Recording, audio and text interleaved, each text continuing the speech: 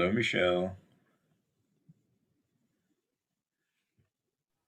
Hey, Paul, how are you? Good. How are you? Hanging in there. That's good. Busy. That's good.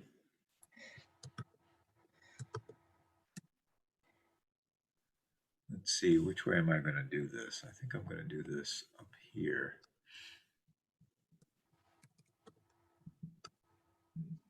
It's impossible to do this without using two screens. And if I had three screens, I'd probably use three. I know, I'm a little spoiled at home. I've got a couple of screens. Yeah.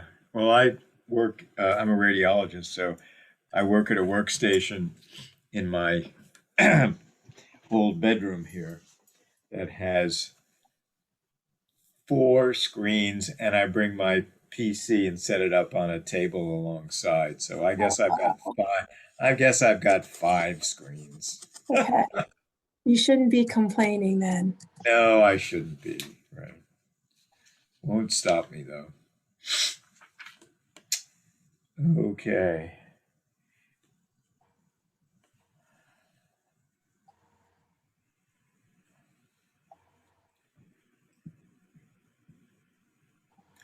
I don't know whether we're going to leave our videos on or what we're going to do. See what this does. Gallery view. All right, we can do gallery view. So, what kind of work do you do, Michelle? I'm a senior executive at Santander Bank. You are. Yeah, I work in product management. Uh-huh. So does that mean you're working on projects for the bank or Yes, for, I work on the consumer side, so retail products, and I oversee several different programs around regulatory as well as customer enablement. So right now we've got stimulus going on and P3. So I'm overseeing teams that are managing those bodies of work. And then I've got some, we've had some regulatory change in the industry and we got some programs going around that. So I have teams working on those as well. what is P3?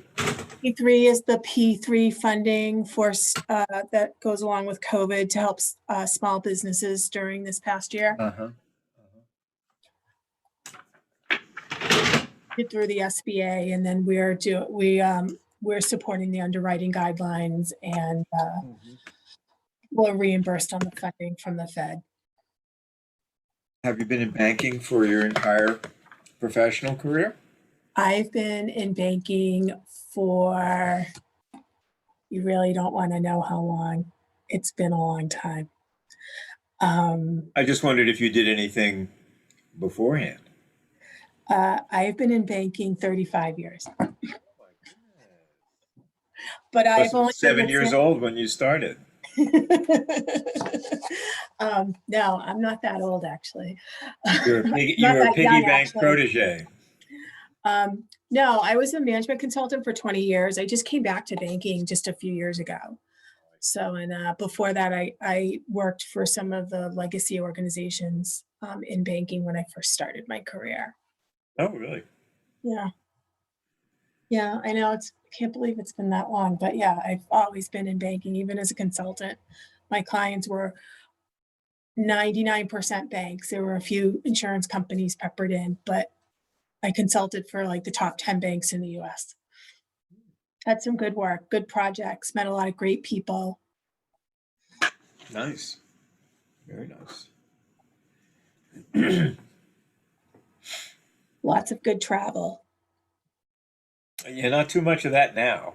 No, my friends and I from work have been lamenting about vacations and Yep. traveling, and Yep. Chris and I are trying to figure out, okay, what are we going to do this summer? Where are we going to go? Are we going to go on a plane? I think we've decided it's definitely going to be a road trip again, which is okay. We like road trips. That's nice. Road trips are wonderful, I think. Yeah, we've traveled quite a bit. We have our puggies, and so we've traveled from Maine to Georgia and back, and we've gone out as far as Tennessee. So we've definitely done the long hauls. So it's just kind of figuring out what we're going to do.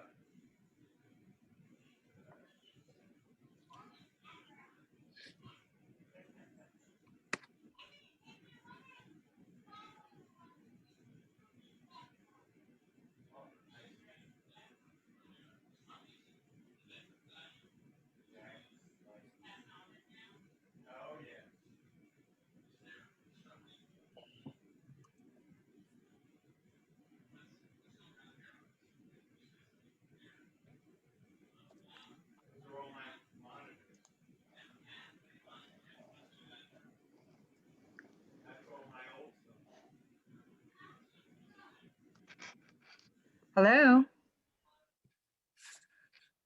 Hello.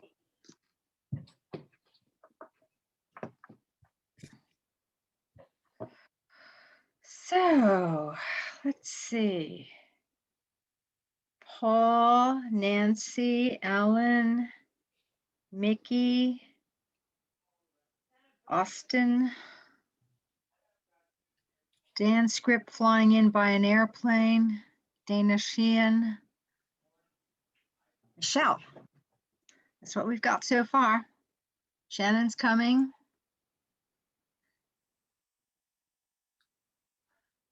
Let's see. I think we're still waiting for others.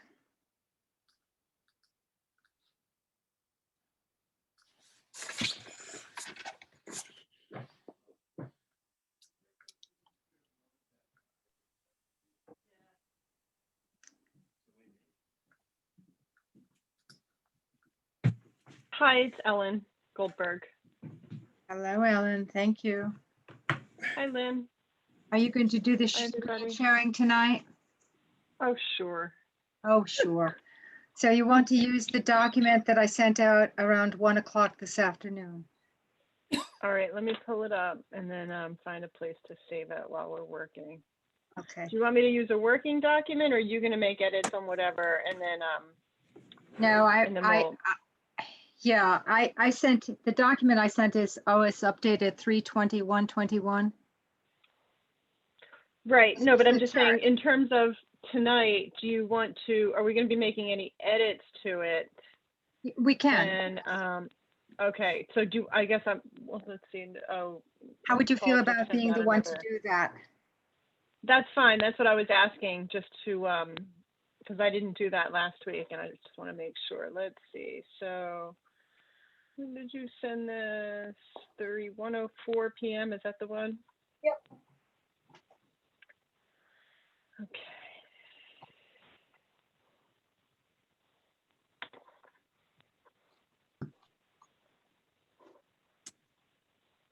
Hi, Paul. Hello, is Mariana here? Not, Or Ellen Steves? not yet that I've seen, Paul. Okay, got it. I did get a confirmation from Ellen Steves, but You I think did? she usually falls, I think she usually calls in.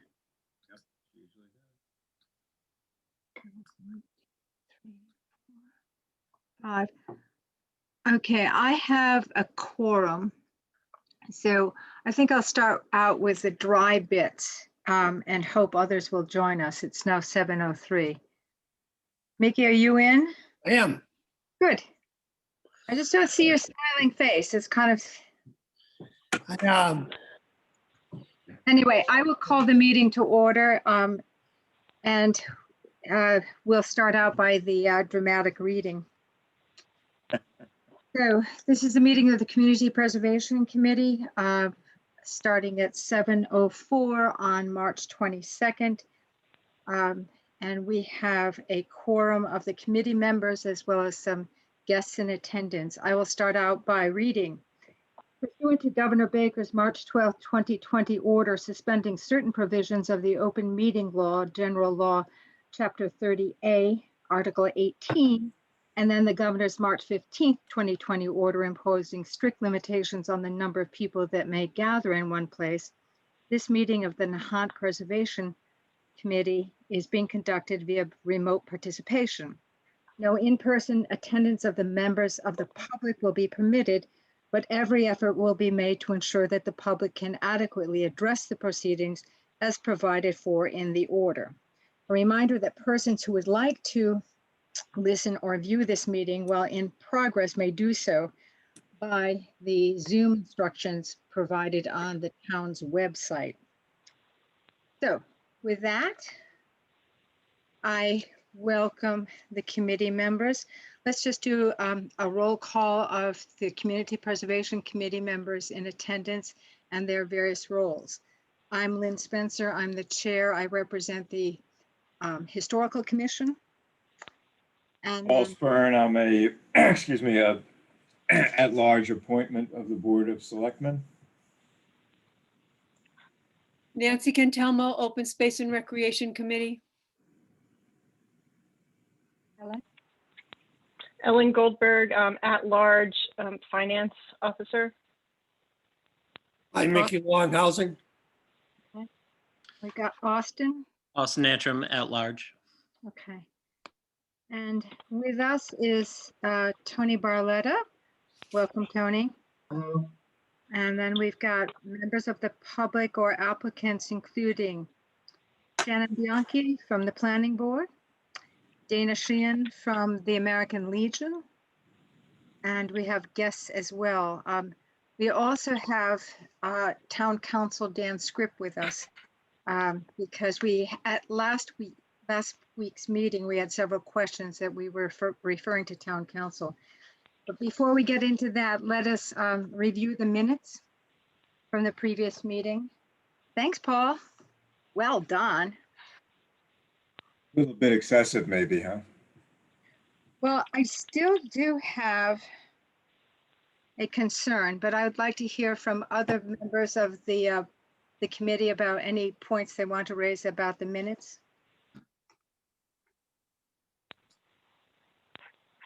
Nobody? Okay, so I will go to my point, and it's an important one, and it has to do with the money that we have to spend. So, Ellen, being very clever about all these things, is there a possibility you could put the minutes on the screen? Yes, just give me a second to yank them out of my email. Yeah, I just sent them about 15 minutes ago. I see that. I see that. So let me save them and then open them up. Okay. And Paul, I want to say that you sent them at the beginning of the day, and then we got comments back from Austin. Thank you, Austin, and me. Right. So Yep. there was a lot to capture there. Thanks for using thanks for using a red font. That made it a whole lot easier.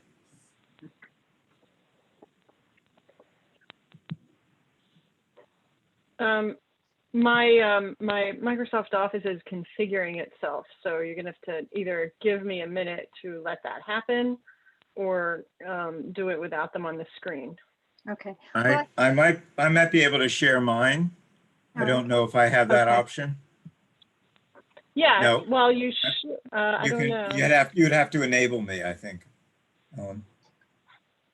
You whichever would you have to think ask Tony to do that. I think Tony, I don't know. Tony, is participant sharing disabled?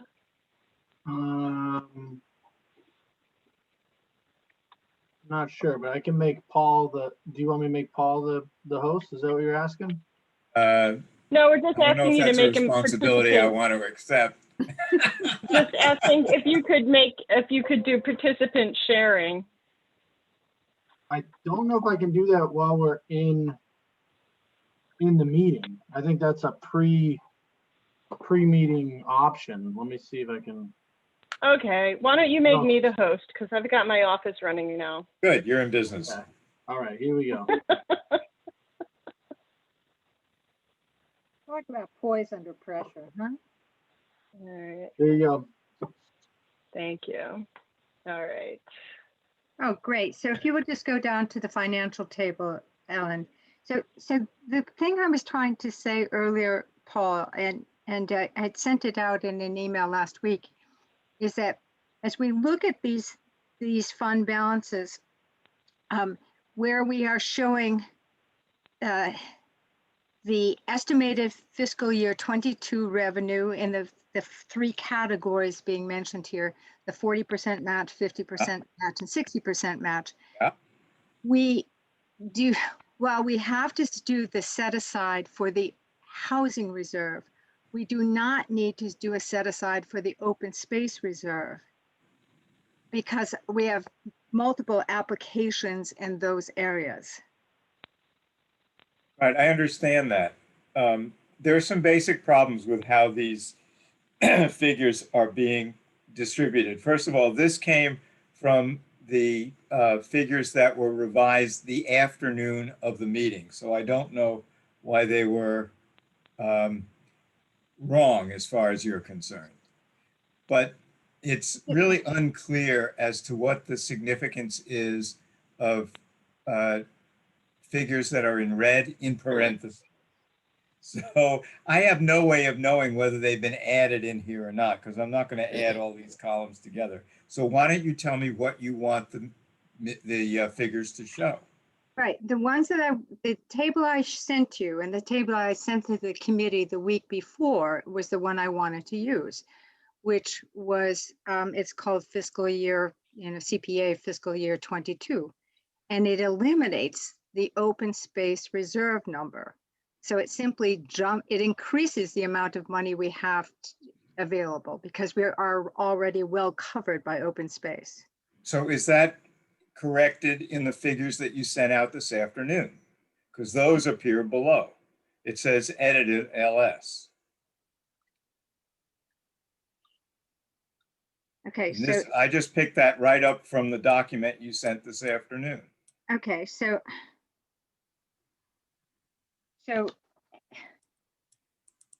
yes, that would be correct. So why did you Okay, keep? fine. Okay, Then I'll just Right, eliminate. because you can see that, and Paul, you can see that right here. So here, the balance includes the negative $30,000 on open space at 242.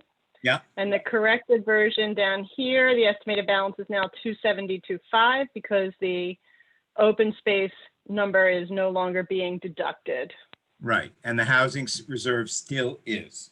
still is. Fine. It still is, exactly. Okay, so I'll eliminate. I guess I want to, oh, go ahead. So what I would do is eliminate the first block, just get them out of the minutes. And unfortunately, these didn't copy well from the spreadsheet, but I'll try to clean them up. Okay, that would be great. And I sent this table, I sent the table to Allison at the town. We had a back and forth. This was over a week ago.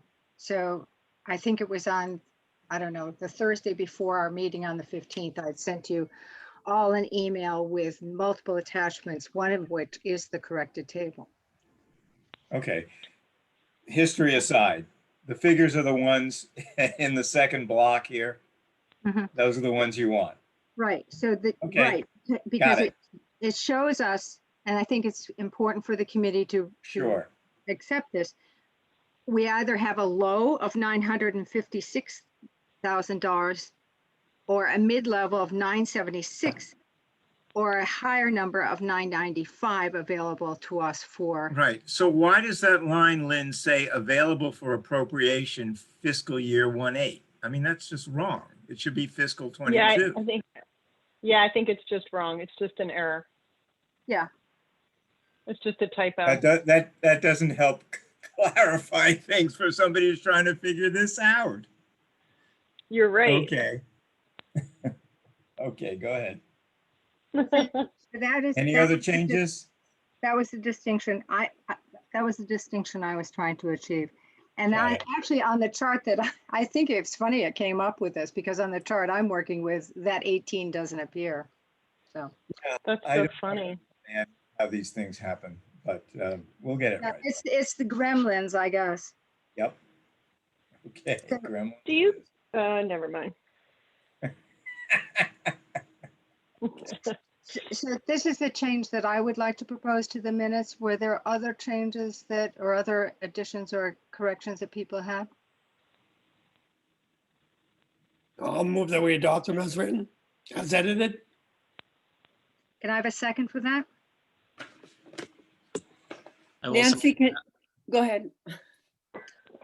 Austin Antrim, second. Okay.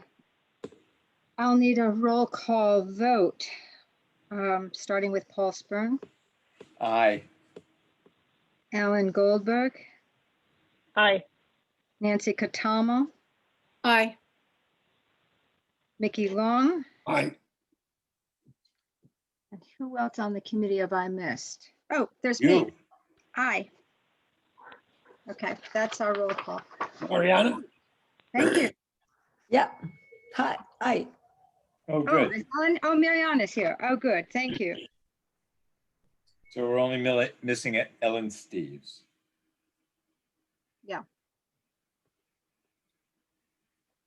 Okay, well, thank you. So shall we move on? If we could put the chart on the screen, Ellen, that would be helpful.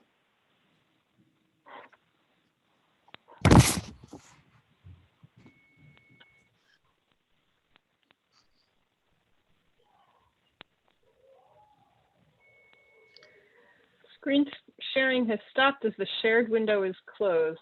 All right, let me try again. Sorry. I guess it was just sharing the Word doc. Oh, there we Can go. you see this now? Yes. Okay, good. So as you saw from the minutes, folks, that we had at the last meeting, we had 2 items that came up, which were referred to Tony Barletta and thence to town council. And since Dan Scripp has kindly agreed to meet with us, or is with us for the first part of this meeting, let us actually jump into those 2 items. So they were, and Dan, are you tuned in here? I sure am, looking right at what you're looking at. Okay, great. So with the new Nahant Land Company application for a master plan, thank you, Ellen, that's great. For a master plan, this was a matching grant proposal, 15,000 matched by 15,000 for a master plan dealing with the historic building, the open space, and the recreation facilities. As you might have seen in my email, there's a question about the nature of the entity. It is a chartered corporation, and whether, and a concern about their eligibility for CPC funding and what kind of public benefit or public good this particular grant application would serve. I hope I think I've captured it. If other members of the committee have concerns, I'd love to hear anything that would embellish this. And then we'll hear from Dan as to his opinion about the eligibility of the applicant and the public benefit part of it.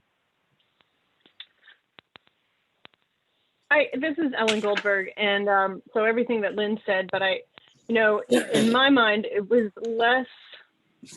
I had less questions about the applicant and more questions about the project and the intent and the open space portion of the project, and whether or not that this was, if there is a truly public open space portion, is this the right amount of money given the scope of the project and the percent of the project that may be open space? But we did discuss the question of the nature of the applicant itself as well. Just for some context. Okay. Thank you. So Dan, your thoughts? Yes. My thoughts. Well, first of all, whenever you're talking about public money with a private entity, you have what's called the anti-aid agreement, which could be an issue, or anti-aid clause, which could be a problem. So the Nahant Land Company is a private corporation, as you guys know. It actually has issued an outstanding shares. Its primary purpose, according to the papers I read today, is the rental property. Not even really the tennis courts or the paddleball courts, even the open space. It's rental property. So you got to be really careful when we're dealing with private parties or private entities receiving any form of public money, including CPC funds. So how do we remedy that? Well, we remedy that by closely looking at where the money is going and what it's being used for. It cannot be used to benefit a private entity in any way. It can be used if a private entity is doing things that benefit the public solely, then the money can be used that way. But you have to be careful in how you structure that, just to make sure that that's exactly what is happening. The ultimate fear is that 10 taxpayers will come and challenge the funds being issued for a private company, and then we're in front of Superior Court trying to defend ourselves. So how do you remedy that? You remedy that with a grant agreement, ensuring that the funds that are being used only pertain to the open space that will eventually, if not already, be open to the public. And my understanding is that that's where this is coming from, or at least that's where this may be going. I did hear something about a historic building, which gives me some pause, because I know the building, I'm aware of the building, of course, but my understanding is that's not really open to the public as much as it is open to events and functions. So that's in a different category I see as the open space that is certainly out there. Does that help? Dan, we're actually one step removed from the public good. This is a study with the intent of formulating a means of providing that public good. And if the You go ahead. Well, that's- What were you gonna say? if the study is involving a public good that can eventually be funded by CPC funds, then that's appropriate. But still, the Yes, same. that exactly. That's exactly what the basis for this request is.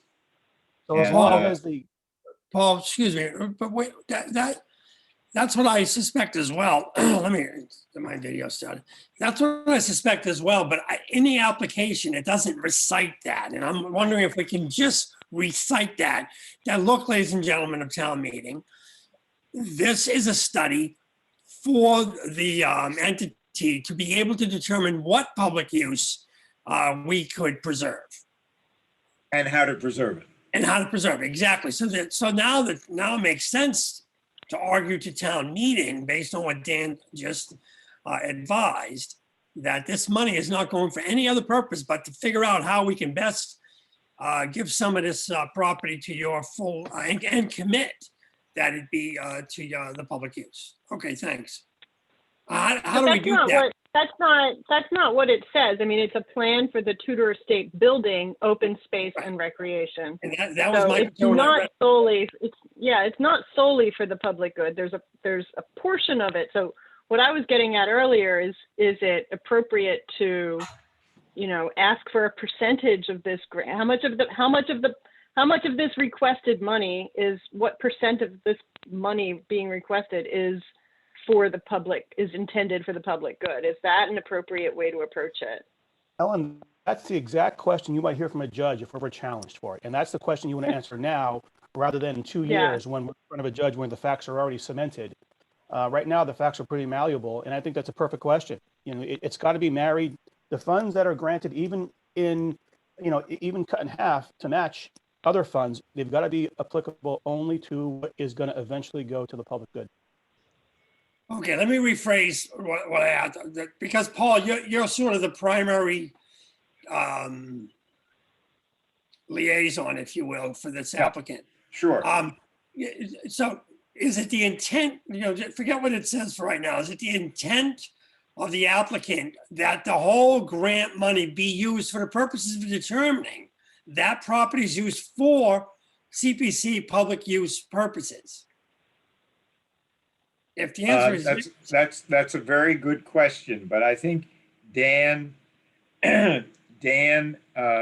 seems to be saying that if the grant is for $30,000 and the CPC contribution is for $15,000, that the additional $15,000 contributed by the land company could in fact reflect that not everything that is going to be done is all for the public good.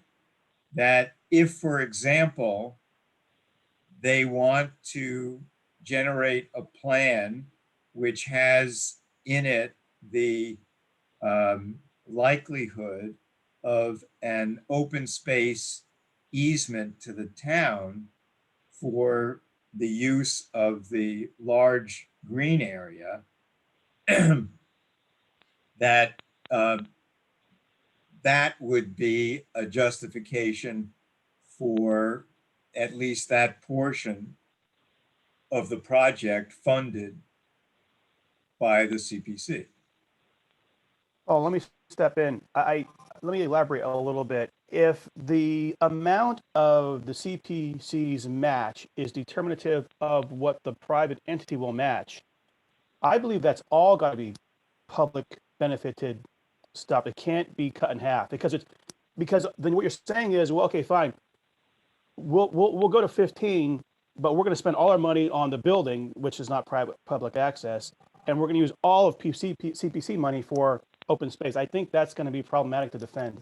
Yes, I understand. Exactly. I understand the distinction that you're making, and the land company has to be very clear about this as to whether they are asking for an outright grant unmatched, which will be applied toward potential public goods, or whether they expect the entire program to be directed in that way, and then they can ask for a match.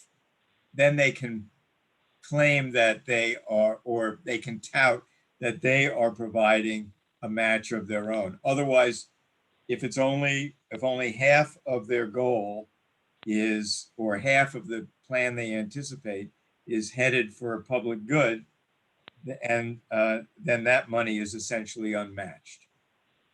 Yeah, and we're going to have problems with the anti-aid amendment if that's. I mean, you could, So how do we do it? I would say you could ask the Nahant Land Company to say, you know, you could do it by acreage or square foot, right? Or square footage, and say, what is the percent, your total amount that you're looking for this study is X number of acres, and X percent of that is public good identified by this green area right here and the tennis courts and this other recreation area, and that represents X square feet or X acres. And that's clearly intended for the public good. So you could very clearly delineate it that way. Or you can simply not have a study unless the study is for the purposes of figuring out a plan to switch the use of the country club toward the public good. I mean, toward the public uses. So if any part of this master plan is to determine any part of the property other than for public use, then we can't fund it. I agree. Yeah, Well- that I think that's where you're headed. I think it's a little It easier. can only be used for it can only be used for the public good, and it just has to be identified as such. So that's why, back to the question, Paul, is it your understanding that the committee wants to make a plan for the purposes of determining public uses?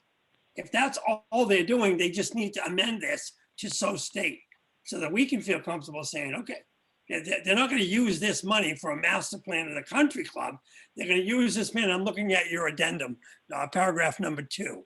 It says property description. CPA requests is for help complete development of a master plan for the country club. You want to say to help complete the development of a master plan for public uses of the Nahant Country Club. Okay, so for example, they might say, okay, we are about to engage in a master plan. Okay, we anticipate that there will be public uses involved. That master plan is going to cost $40,000. We're going to fund X amount of it out of our pocket, because we know that not everything that comes back in this master plan is going to be directed toward public good, but we anticipate a large amount of that plan will be devoted to public good. And this is what we estimate that part of the plan will cost. I don't think that's going to pass the Dan script test. I'm sorry, what is that? I don't think that passes Dan's test. I know, I agree with Dan. Practically speaking, what can the building do in terms of the public good? It's mostly private in terms of tenants. So No, I you don't, just- I guess, Aren't there buildings throughout town that have received funds as historic sites, and they vary in terms of how frequently and openly they are used by the public. Am I right about that, Lynn? Church. Church, for example. The Dory Club. Dory for Club. example. Right. So But, I- Those are nonprofits, right? That's the Right. Well, yeah, distinction. yeah, and they didn't ask for 100% of the, they didn't ask for any participation of the CPC in creating their master plan. The only reason the CPC gave money was for a specific project for the public use. Tennis courts, Dory Club, church. They didn't say, hey, we're gonna be making a master plan for the church. You guys wanna give us 15,000, we're gonna try to figure out if some of that can go to you guys. Okay, Right? got it. Okay, here I think you already, I think you're answering the question. It's just the application doesn't show, like Ellen points out. All we have to do is edit the application addendum, paragraph 2, to say the master plan for the public use. That's why we need 15,000 bucks. But if it's the alternative of scenarios, what you described, Paul, Yeah. that we're going to create a master plan, we would like you to participate because a portion is going to be public use. Dan points out that would not be, that would be problematic. So, but you can develop a master plan and have a separate subcommittee that says this is just for public use. Would that pass your muster, Dan? And I know I'm loosely saying it's yours. You're just reflecting. Yeah, well, without having seen the document, I think we're going in the right direction. I put it that way. Right. Yeah. Right. And do you recommend that regardless of how this shakes out, that we have a grant agreement for this particular project because of the nature of the entity? That would put us in the strongest position moving forward. Well, that would be in a strongest position would be get an easement that I think Lynn already thought of earlier today. Some sort of Lynn did think about that, yes, because to me, that's the ultimate carrot, quite honestly. Right. Right. That would be a slam, almost a slam dunk if there exists such a thing in the legal world. And Lynn, have we ever, as a committee, have we ever drafted a grant agreement for a situation like this? We do have grant agreements that go back from the very beginning. I don't think we've been as religious as we should be in using them, but yes, we do have a standard grant agreement. Okay, so we have a template we could use. Yeah, but this is a different thing. I mean, I think that this is a very fine-grained interpretation. And to me, maybe I'm being simplistic about it, but I think we'd be in a stronger position to say to the new Nahant Land Company, we like this idea. We see the need for a comprehensive master plan for this property, which, by the way, includes a historic building and a significant one.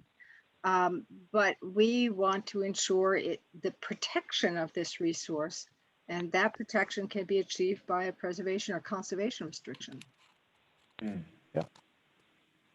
And that would be a public. Salivating to get.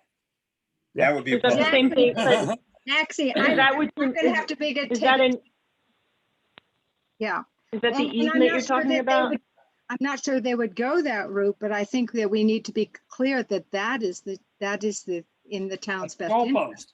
That's the goalpost. That's the That's the goalpost. sell. It would make my job Is really that the easement? a challenge. Is that the easement you're talking about, Lynn, or is that something Yes. different? It's a restriction. It's a conservation restriction, not an easement. Okay. Okay, that's what I was asking because I heard easement get floated. I may have as used well. that term loosely. Yeah, those terms. Yeah. Right, but There you go. but Paul's not, nobody's closing out the potential of an easement, which would be probably sellable. I mean, but a restriction so that you can't, the shareholders can't come in and say, we're putting, 600 condos there.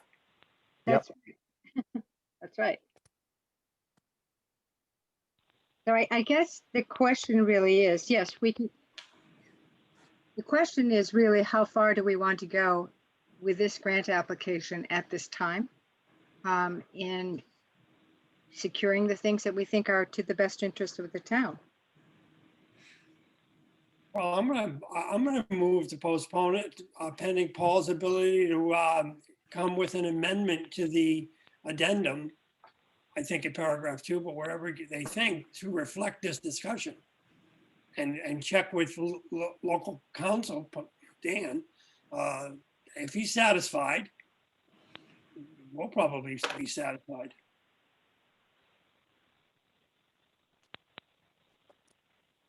Okay, so I believe I think I'm hearing a motion.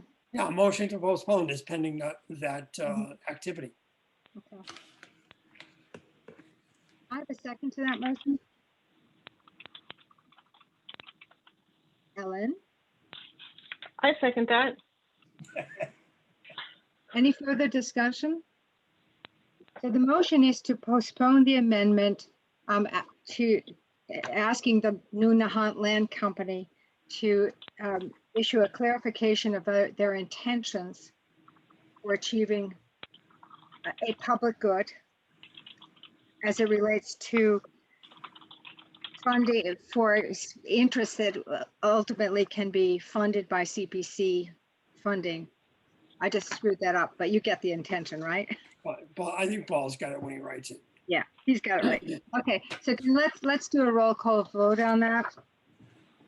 Paul, I'm recusing myself. okay. Ellen Goldberg, I already seconded the motion. we're voting yay or nay. Yay. Nancy Catalmo, Yes. Austin Antrim, Yes. Nikki, Yes. Mariana, Yes. Lynn, yes. Okay, so Dan, script. Next up is the American Legion. Yep.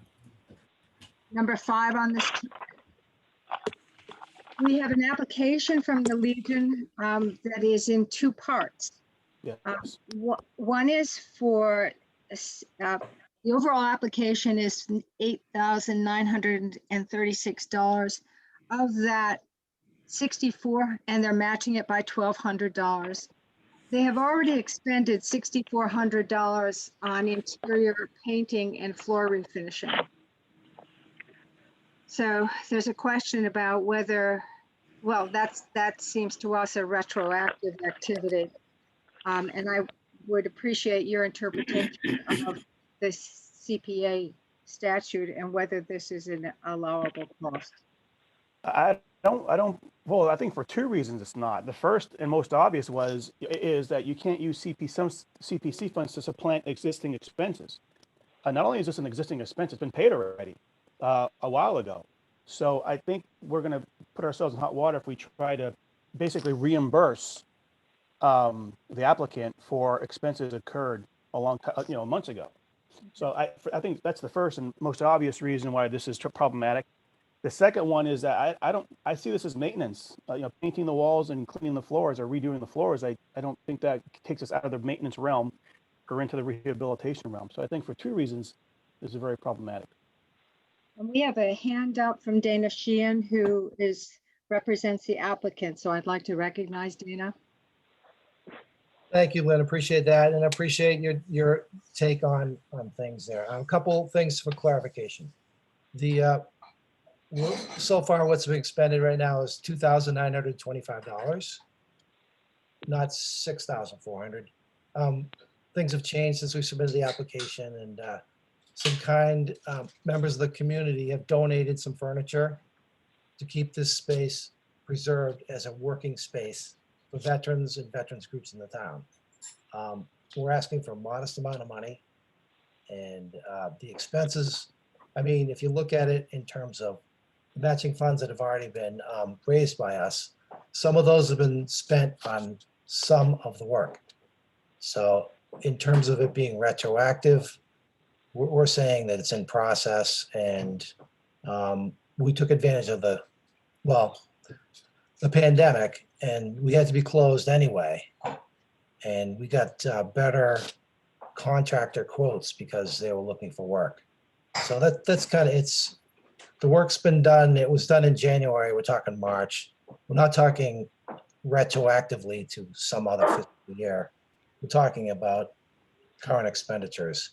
So I understand the concern of the committee, and Dan, thanks for expressing that, but it's not as clear cut as all that. We're just looking for some support for the veterans groups in town, and it's a modest amount of money, and it's a town building. It's not our building. So there you have it. Thank you. Sorry, just run that by me again. How much has actually been spent?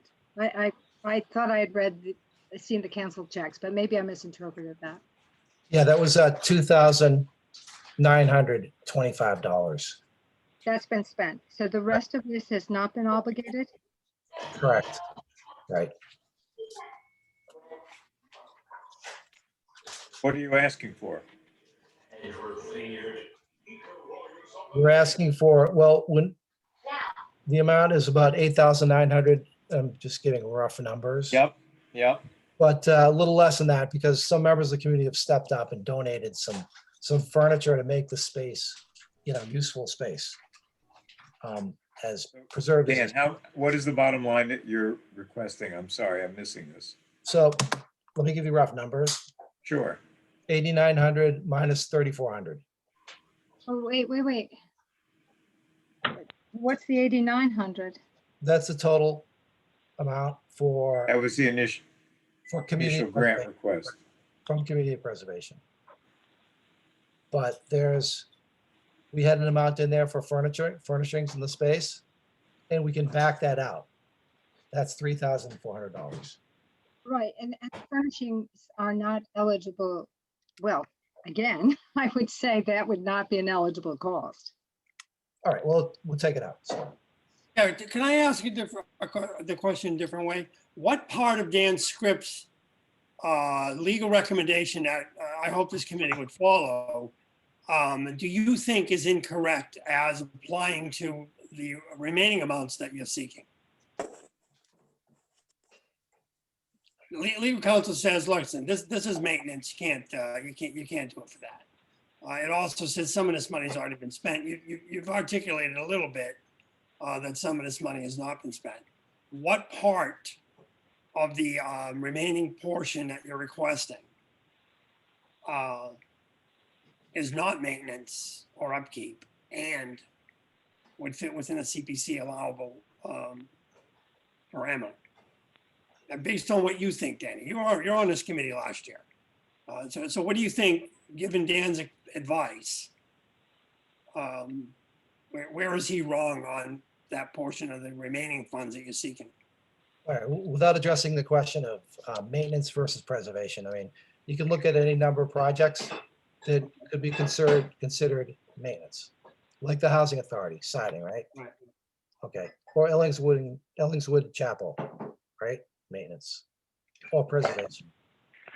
We're preserving a working space in a historic building for veterans groups in the town.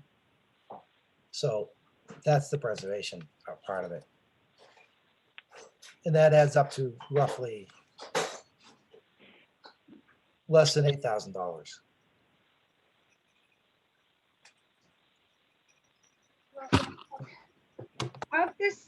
Of the $8,000, Dana, isn't $3,800 of it the sign? That's right. 3810 is the sign. Yeah. Yeah.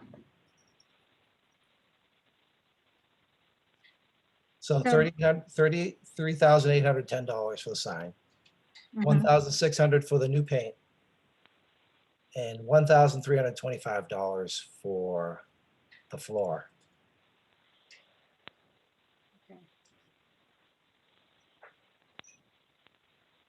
And of that 2925, how much has been done? The 2925 is what's been done. Okay, all right, that's what was paid for. Okay. All right. So, committee, the second part of, thank you. The second part of this application was for a new sign out front, which is this 3810. And again, Dan, the question is the eligibility of that sign. Yeah, unfortunately, I don't see how that comes under CPC either. It's a sign that pertains to not the life-saving station, but rather the tenant in the life-saving station. I know Tony had the idea of maybe putting in there a line about the life-saving station being maintained, and that would certainly get us closer. to the goalpost, putting in a line in there about how the restoration of the live saving station was funded by the CPC gets us even closer. But as it exists now, I see that being problematic if we're challenged on it by either the state or taxpayers.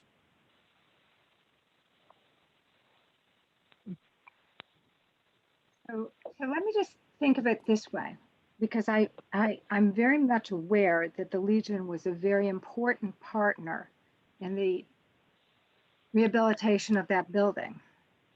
So if the signs read American Legion Post, you know, the language, and then in small print down at the bottom, you know, funded in part, restoration of this building funded in part by the American Legion and Community Preservation, would that fit the bill? It gets us closer. There's no doubt about it. There are signs like that around the Commonwealth that have not been a problem. Mhm. So it's better than what exists now, and it would put me in a better position if we're challenged in the future. Committee, thoughts in response to this conversation?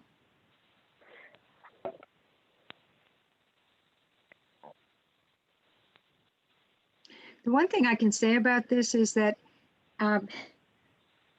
community preservation has done a lot of work in Nahant and has not actually really put up signs indicating the work that it's participated in. And this would be an opportunity to actually celebrate what community preservation has done for the town of Nahant by one of the buildings you see when you first enter Big Nahant. So I think it's an interesting point. I would certainly support that if it was acceptable to the members of the Legion. Okay. Dana is raising his hand. You know, Lynn, that's a good point. We're happy to modify the sign as indicated to make it more relevant to historical preservation. And, you know, the Legion and the American Legion Auxiliary and the Nahant Veterans Association would certainly go along with that. Just a point of historical reference for those that may not know. The American Legion was formed after World War I in town, and they had a building over near Flash Road, the golf course. They sold that building roughly 10 years ago. And with the proceeds, they invested in the preservation and restoration of the Nahant Life Saving Station. And the amount that was given was $225,000, which was matched by community preservation grants. So we've been a significant contributor to the Nahant Life Saving Station, and you know, we appreciate that relationship. So thanks, Lynn, for pointing that out. We're happy to do that if the committee's agreeable to that, and we can go forward on that basis. I guess Nancy Cantelmo, I don't quite understand the designation between maintenance and restoration. Like where does the line get drawn? How do you say what is what? Because one seems to be allowable and one seems to not be allowable. So Nancy, it goes back to our famous chart. Okay. And every year we need to have this discussion. But if you look under the line labeled preservation, it describes preservation as being protecting real personal or real property from injury, harm, or destruction. So, you know, I think that the way maintenance doesn't, the only place where maintenance appears in the CPC glossary of words is where it basically gives you the impression that maintenance is turning the lights on. Maintenance is, you know, cleaning out the, you know, cleaning and raking and that kind of thing, versus anything like, you know, painting or siding a building. So it's a very fine distinction, I realize. Lynn, this is Austin. I'm sorry? Lynn, this is Austin. I do remember reading recently, there is a CPA guidance document that talks about maintenance versus preservation in regard to historic buildings. And it says that Maintenance, if there's a historic color and you're just repainting that same historic color, that is maintenance. If it had been painted pink and it's being returned to a historic color, then that is preservation. It does make that distinction in that guidance document. Right. Although, and then you've got another place where it says, and I'm looking under the glossary, maintenance, incidental repairs which neither materially add to the value of the property nor appreciably prolong the property's life, but keep the property in a condition of fitness, efficiency, or readiness. Like I said, turning the lights on. So I don't know. I mean, there's been countless CPC funded projects throughout the state that involve the painting of a building. Right, and look, the bottom line is, if somebody wants to challenge this, we'll cross that bridge when it comes. I mean, this is a town building. This is a group of people who are always trying to help. But as soon as you got over that threshold where you add it to the sign and the Legion, there's sometimes we have to take a risk too. We're still wearing a white hat here. I move that we accept the grant as edited. So we've got these two parts though that are kind of hanging us up. One is if the sign gets modified with the acknowledgement that we've described, it may enter the realm of possibility for us. The other part of this application, which was for the interior painting and floor refinishing, represents work that has already been done. It's been paid for. All right. So I guess I'm confused as to what. So Dan, I'm sorry, Dana. If I heard you correctly, as to the sign, you're going to come back with a modification in the form that Lynn suggested. You're still not going forward with the work that's already done, though, are you? Your grant application? Well, if the committee objects to that part of the grant, that's okay. I mean, it's a distinction that we appreciate. So, but the sign we're certainly willing to go forward with. And so that's where I'm moving, is that the sign, I thought that's where we were. okay. So the motion is to approve the sign, consistent with this discussion, that if the Legion could submit a amendment to its application. How's that sound, Lynn? That sounds great to me, Mickey. Okay. Thank you, Vicki. That's a great motion. Can I have a second for that motion? I will second. Okay, great. So we're expecting a modification to the grant application that is consistent with the modification that adding language to the sign acknowledging CPC and American Legion funding of the life-saving station. We'll then move forward with a roll call vote. Paul? Aye. Ellen Goldberg? Aye. Nancy? Aye. Austin? Aye. Mickey? Aye. Mariana? Aye. Lynn? Aye. Dan? I just said a note. The planning board has approved the sign. Oh, that's nice. Thank you. Yeah. Okay. Great. And Lynn Ellen's here. I'm approving it too. Oh, great. Glad to have you here, Ellen. Thank you. Mm-hmm. Okay, well, Dan, we very much appreciate your joining us here tonight. My pleasure. Lynn, I sent you an example of an acceptable sign that I found on the CPC website that might help us go in the right direction. Great. Thank you very much, Your Dan. email. Appreciate that. You bet. All right, guys, have a good night. You can fly out of here now. Thank you. I'll do that. All right. Bye-bye now. Madam Chair, Yes? this is Tony. I was curious, we've talked, now that you're, this kind of brought up another idea that we've talked about a little bit in the past. And I don't know what the process would be, and you don't have to figure it out tonight. But I'm curious if the committee would entertain spending some small dollars from your reserves for signage that represents the committee during a project. So when a basketball court is being done over, we're putting a sign out there that says this project was funded with Community Preservation Committee dollars. And we've talked about that in the past because, as you mentioned, we don't, it's a good story to tell, and we don't advertise enough, I think, when those projects are occurring. And it's actually a common practice with MHC grants, the historical preservation type grants. So not that you need anything else to consider or anything else on your plate at the moment, but something, I wonder if it's something the committee would think about, mull over for maybe the next meeting. I'm happy to do that. And actually, I'm sending Ellen an example of a sign right now with one of my projects in West Newbury, which we maybe later on, when she has a chance to get it from her email, we'll consider it in this meeting. Do you want me to pick it up right now? Have you got it? Well, I got to pause my screen and check my email. Hang on. Okay.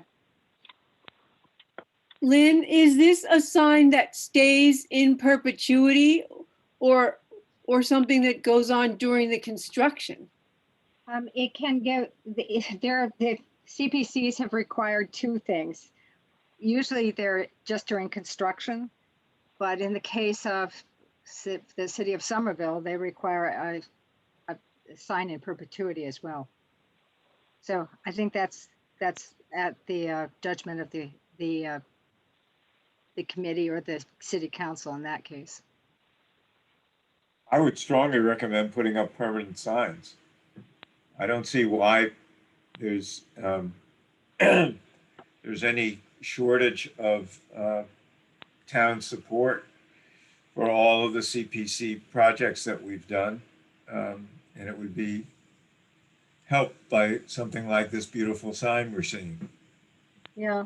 So this one is used as a temporary sign. It's fairly small. You can see it in relation to the size of the bricks, but yeah. So I think committee, it's something that we can certainly consider. We usually have monies in our administrative funds that sit and go back into the fund. So this may be something that we really want to initiate because there has been a considerable amount of work done and work about to be done. I think it's great advertising for the committee to show the beautification all around Nahant to people who are otherwise unaware of all the work that gets done and how the money is getting spent for the public good, to be honest. I don't think enough people know. Nope. And I think they would appreciate it. Unless they think it's money ill spent, but I think it's a great idea. The other thing is the sign is a generic sign that could be used in, you don't have to keep making up new signs. Yeah, that's a good point.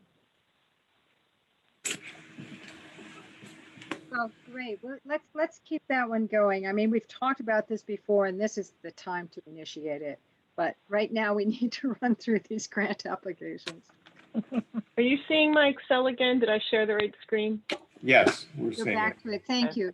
Thank you for your adeptness at doing all this, Ellen. I do this all day long. Oh my God. Okay. Ellen, is there, I don't know how it displays on other people's screens, but it would be helpful if it was just a scooch bigger. Yeah, I have a big monitor, so yeah. Oh, so much better. Thank Okay, you. good. You're welcome. Great. Okay. Next, I'd like to talk about, we have a guest from the planning board on board, as well as Tony Barletta.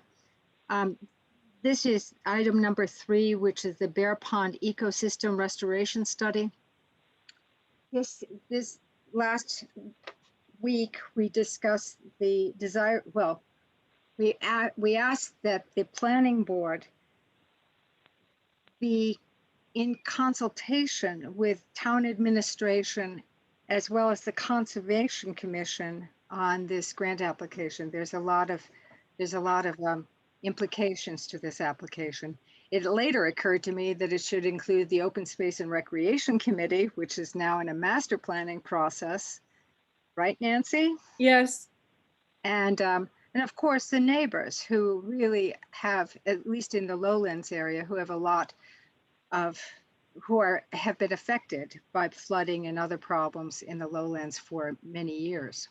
So I'm curious about whether the applicant has had those, and I think Shannon, you're here, whether the applicant has had those conversations with Conservation Commission and Town Administration, at least in the last week, and what the status of those conversations are. Thank you, Madam Chair. Just to address one of the first things that you said about the Open Space and Recreation Committee. The Open Space and Recreation Committee are conducting a open space plan, not a master plan. Those are two different things. The master planning process is by statute conducted by the planning board, actually. And we've been discussing taking on a master plan for a couple of years now, but we have a lot on our plate and a lot coming down the pike. So the distinction between a master plan and what the Open Space and Recreation Plan are doing is they're following a very specific guide that's provided to them by that department of the state to do an open space plan. I didn't want you all to conflate the two. The master plan terminology is a really important terminology to reflect accurately. But to your other questions, we have not had a chance to talk with the Conservation Committee. Neither the Open Space Committee. We have discussed reaching out to them and inviting them to a meeting that we all can share ideas and talk about this application. We also had a chance to talk with Tony Barletta. He was at our last meeting, and that talk was really positive. It clarified and identified a couple really key differences. And I think that it's important to highlight, and Tony, if you're on still, you could speak to that in a few. But I think it's really important to identify. So this particular study that we'd like to do is a long-term study. The town right now is very involved in the areas of the lowlands and the golf course, and there is a lot of work being done. But it was identified at the meeting, the planning board meeting, and then again on Thursday at the Board of Selectmen's meeting. Selectman Canty spoke to this, and Tony, the town administrator, had some conversation with Selectman Canty about it. This is a long-term thing, and what the work that the town is doing really is focused in a short-term regards, similar to like the pumps and the different ideas that they're coming up with the pumps. They have done studies. They identified that they've done some elevation study in the lowlands. They identified some plans that was going to be used for, like particularly like digging a catchment basin sort of near the Short Beach parking lot to catch a lot of the overflow water and then be able to pump it out easier from this catchment, like a holding pen. So there was a little bit of work that they've done as far as elevation goes. We looked at it. The town also spoke. Tony spoke of his concerns about, and I think that I can't hear very well. I think somebody's got a phone on. Maybe Shannon, you have a phone and your computer. That was Ellen. Not me. Not Ellen Goldberg. I'm not on my phone. Yes. Okay. Excuse me. So the town identified they were concerned about a couple of key things, and good debate always gets down to the bottom line. The bottom line here is they're concerned about testing the soil in the lowlands. They're also concerned about the direction of the flow of water. And it was really laid out clearly that the town would not, or at least Tony said that he would not support or endorse any plan that would even look at the possibility of changing the flow of water down there. We don't know precisely exactly what we're going to find. That's the idea of doing the ecological study. But it's really good that we have a starting point with Town Hall, that their basis is reflected into our stormwater permit, the MS4 permit that the town has to do every few years. And it's really clear that if you look at the 2003 engineering report that I believe that that Mark pulled together for the town to do the first stormwater permit, the survey and engineering firm identified the brook that connects Bear Pond to the old estuary as a ditch. And then the most recent renewal of the stormwater management permit also shows the same map. They just resubmitted the 2003 engineering survey, and it has all the different outfalls on it, and it has a clear indication that the flow is going from the lowlands to the golf course area.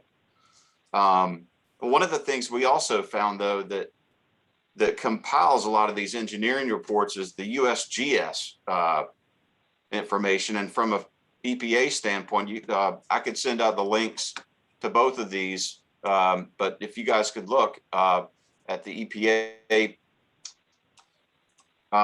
archives, you could see what's been submitted, and you could also cross-reference that with our Massachusetts GIS mapping system. I'm not sure if you're familiar with those or not, but there's a lot of layers in the Massachusetts GIS map.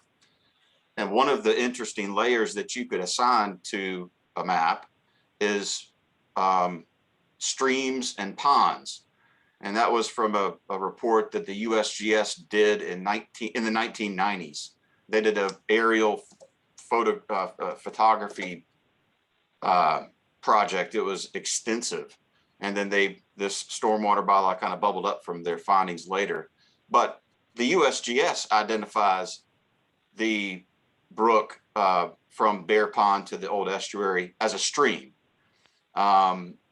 So we found a discrepancy in looking at what the town calls that area versus what the federal government calls that area. And I think that it would be really interesting and good to do this study, because we would know what it is. Is it a ditch, or is it a stream? Now, the other thing that came out of our discussions,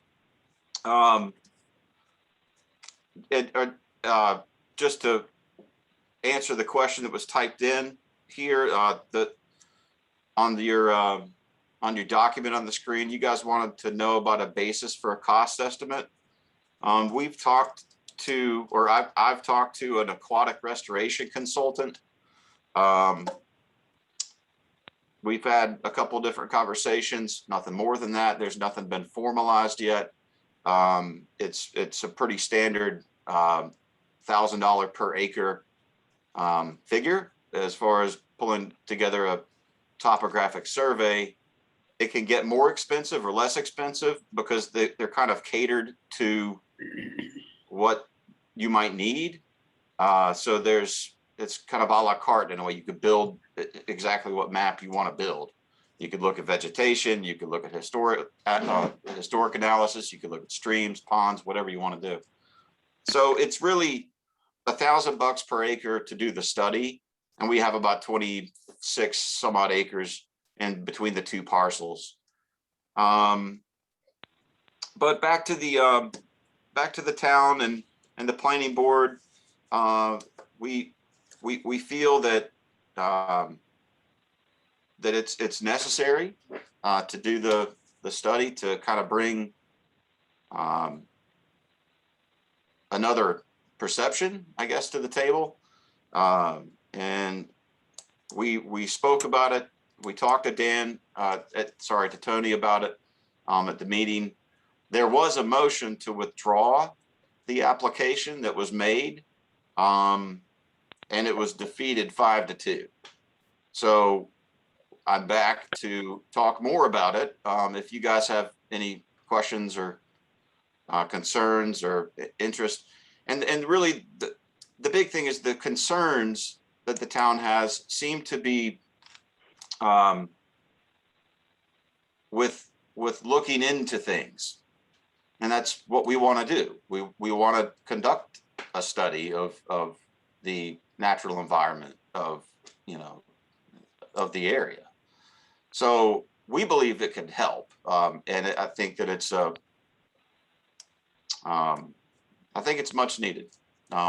Anyway, if Tony, if you want to speak to that, you can, or if the board has any questions for me. Tony? Thank you, Madam Chair. After Monday's meeting, I was invited to go to the planning board meeting to speak about this application. Went to that meeting to express the concern that we had that was initially based in lack of information or coordination ahead of time, but pretty much cemented the opposition or concern during the meeting when it was clearly articulated that the ultimate goal or bottom line of the study would be to explore sending water from the golf course back towards the lowlands. And some of that is due to historical evidence, as the member of the planning board had mentioned moments ago. The town, the distinction I made on Thursday night's meeting at the Board of Selectmen was that the planning board's application is more of a long-term concept, and that the Board of Selectmen's warrant article is more towards making short-term impacts, but they have long-term benefit as well. So the town is making and has been making significant strides over the last 2 years to improve the drainage of stormwater in the lowlands by doing a couple different things. One of which is improving the flow of water from the lowlands area towards the golf course. We've made significant strides in that just this past winter. Some of it is creating areas to dewater in a flood scenario. We've created 2, and we have plans designed and engineered to create a 3rd. So that would be an emergency, creation of an emergency option. And 3, further exploring the restoration of an old outfall pipe that is a gravity outfall pipe in the lowlands area that would provide some benefit to the area, the stormwater that's accumulated in the area today. So all of the town's actions and efforts, short-term and long-term, are to improve the stormwater drainage in the area, and certainly do not include bringing more water to the residential area of the lowlands. The historical nature that is brought up by the planning board member is just that, and in our opinion is prior to the development of the area, prior to a public health risk being as much of an issue, and therefore when it was clearly articulated that the goal of the planning board study is to explore the option of sending water from the golf course to the lowlands, I expressed my opposition, and I still stand strong on that. We would not support, exploration of that when our goals, short-term, midterm, long-term, and the efforts of the town over the last couple of years have all been towards sending water away from the lowland. So we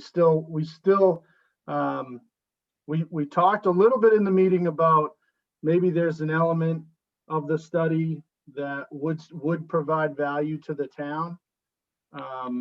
But, if the underlying intent there, as I said, is to explore sending water back to the lowlands area, we don't feel that that is a good use of dollars. It's not something that we would ever want to like truly explore, because we just don't feel that's the right thing to do. Madam Chair, if I could speak to just a couple of points about what, just to clarify. The planning board is seeking money from this application to do a study, like a map study. And then the second part of the process is a feasibility study. And I don't know if I've expanded enough on that part of it. What we'd like to do is come up with a couple game plans, and primarily like a pathway to get grants. And just wanted to share this bit of information with you all. Governor Baker just cleared $285,000 worth of grants for this very type of project. And that was just published on the state website a week or so ago. So there's a lot of potential for the end result, but this application is not an end result. This is a beginning of a much larger conversation. And I can't disagree with certain things that Tony has said. There is historical data that shows that at one time the water flowed north to Doggy Beach, and the way that it is currently now is that it flows the other way. And that's precisely due to a lot of changes that have been done in the system, particularly over the last 60 to 70 years.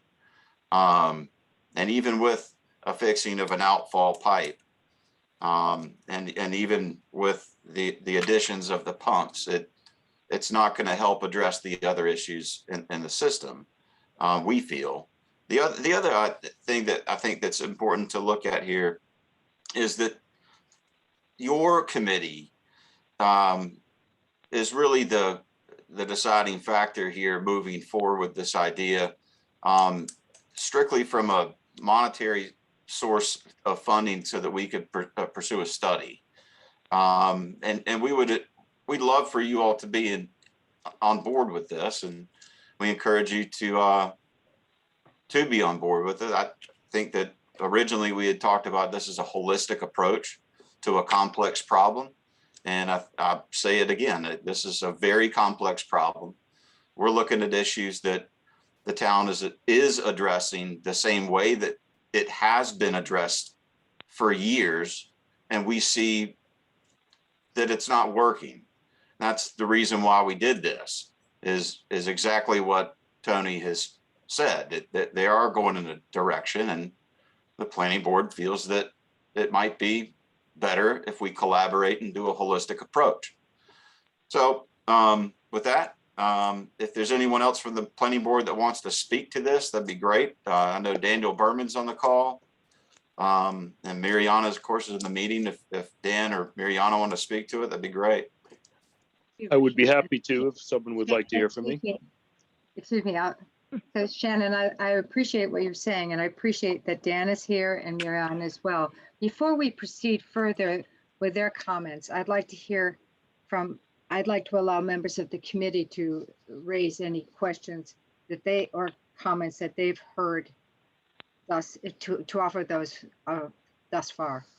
Okay. Anyone? Yeah, it sounds to me like the planning board, or that this proposal is not presupposing the end of the planning process, the feasibility study, but nevertheless seems to be impressed with the history of a very different drainage system. And they have, to some degree, a historical justification for pursuing it. And that seems to scare the hell out of Tony Barletta, and I can understand why. I think what we're confusing is a result from a process. It seems to me that we have probably spent a great deal of time and a lot of money and caused a lot of anguish in people who live in the area. And what we want to do is achieve a result that is sustainable with a minimum outlay in a system that is more self-sustaining. But I don't think that that necessarily means that you have to reverse the water flow. I think what it means is you have to investigate natural processes and see how they can be adopted and exploited to achieve the goals that Tony and all of us want for the people who live in that area. So I think it is terrifying for somebody to propose a plan and say, oh, and by the way, we know that the water used to flow in the opposite direction. So that's going to be something that might be considered. I wouldn't make that presumption at all. I would look at the topography, the current usage, the population, the health and natural processes for getting the results that we want. And I think everybody should be able to buy into that if we all accept honestly that we're not presuming a result.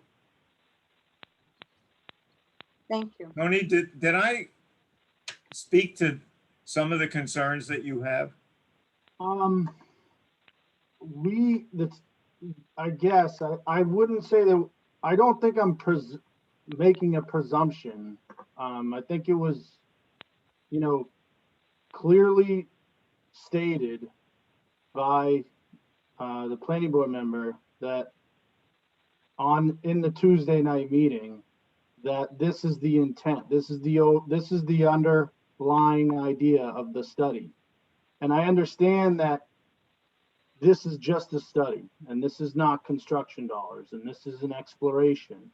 But the town has been making significant progress, whether the member of the planning board believes or not. We have invested and improved significantly the drainage situation in just the last 2 years for pennies on the dollar. And we have a $100,000 borrowing article to continue to do so on this year's warrant article. And we have MVP grant money to improve the resiliency of the Short Beach Dune. So we have we are utilizing a number of different tools to take on a challenge that is not simple because you're dealing with day-to-day drainage, you're dealing with rainwater drainage, you're dealing with stormwater drainage, you're dealing with prevention, response, and resiliency. So a number of different things, and we're tackling a lot of that. And so then all of a sudden, we hear of an application from the planning board to the CPC that its effort is to explore the idea of reversing all of that. So That's where we have trouble. but was that actually stated in the grant application or in the research design that was associated with it? Or is that an assumption? That was said at the planning board meeting Tuesday night. Okay. So before It was said, it was a similar statement was said by me, Madam Chair. I'm the one that made that statement. I can clarify my statement if you like. Oh, but what? You know what? Bottom line is, It's 8:25 now, and I have to, I've got a lot of stuff to cover here. So I want to give other members of the committee the chance to speak, and then I want to recognize Dan, who has joined this meeting. So other members of the committee, I think, Nikki, you were about to. Yeah, I don't want to get into a battle between planning board members who are all good people trying to do the right thing and selectmen who are all good people trying to do the right thing.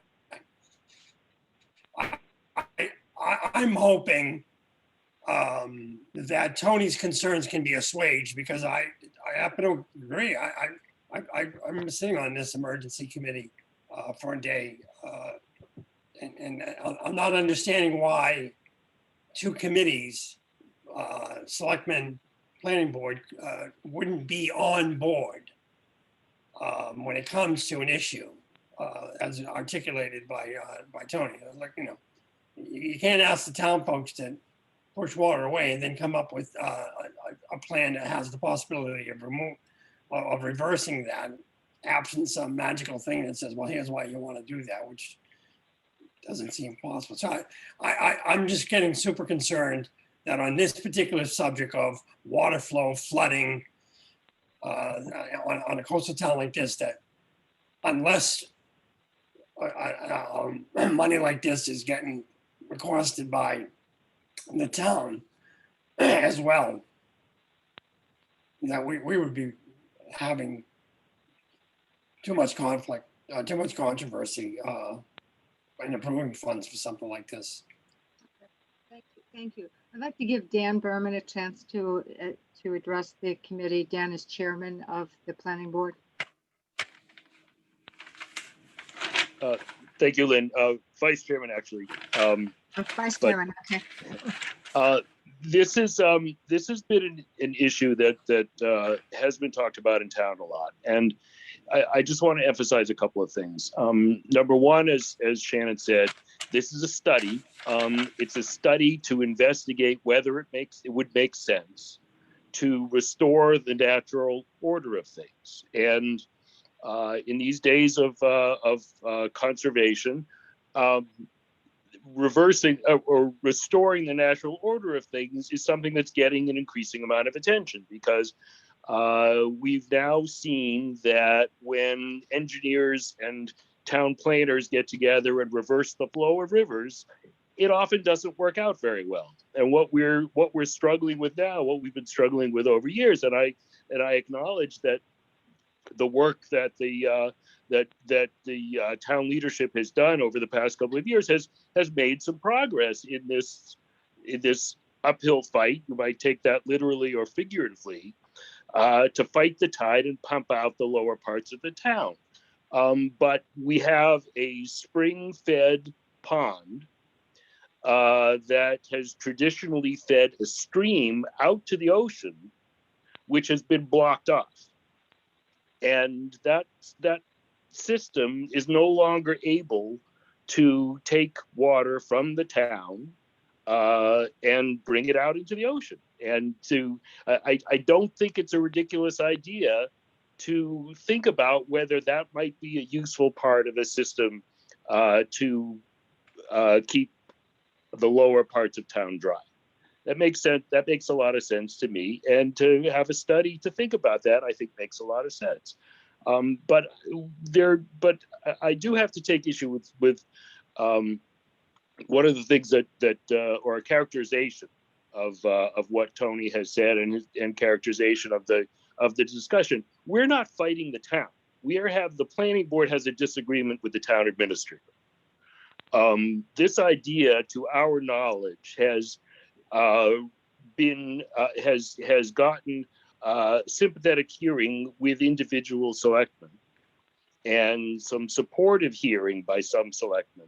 The selectmen have not acted on this. They have not discussed this as a board of selectmen.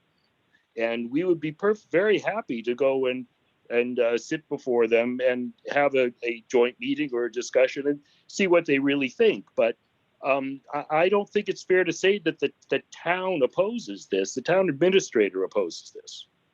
And the town administrator sat there and told us, as they have recounted here, that the town administrator will never support a proposal to restore the direction of the water flowing from Bear Pond. And when we're asking to do a study to undo a reversal of the flow of water, I don't understand how that could be a study that is completely unreasonable and could not be considered. Okay, thank you. So, committee, this is, you can tell that there's a lot of moving parts and thoughts and philosophy behind this. You know, it is now 8:30. I'm being asked by someone phoning in on the chat to take further comments. So committee, I will say this, I'd like to devote 10 minutes more to this and then move on to the rest of our agenda. So with that, I will accept a comment from Joshua Antrim. So Jot, how would I do that? Maybe, can you hear me? Yep, that's how I want to do it. Thank you, Josh. You did it, Lynn. All I did was say, Josh, okay. So we'll call this a citizen's input, I guess.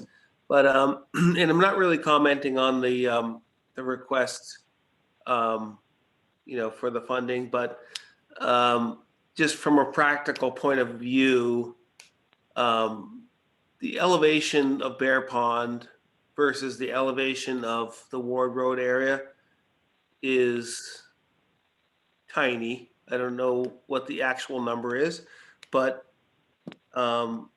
it's very small. I think we can all agree on that. They're both about at sea level. So whether the water flows from Ward Road to Bear Pond or Bear Pond to Ward Road, it's a very small difference. So the only thing I think we should keep in mind, or I should say you should keep in mind as you consider the proposal, is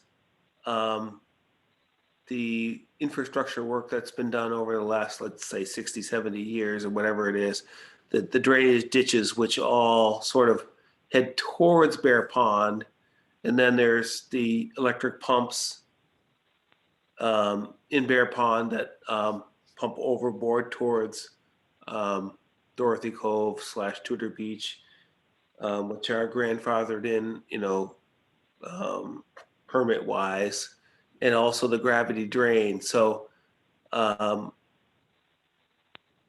just, I guess I would just say, you know, keep in mind that infrastructure is in place, and which direction you flow seems to me to be a little bit immaterial.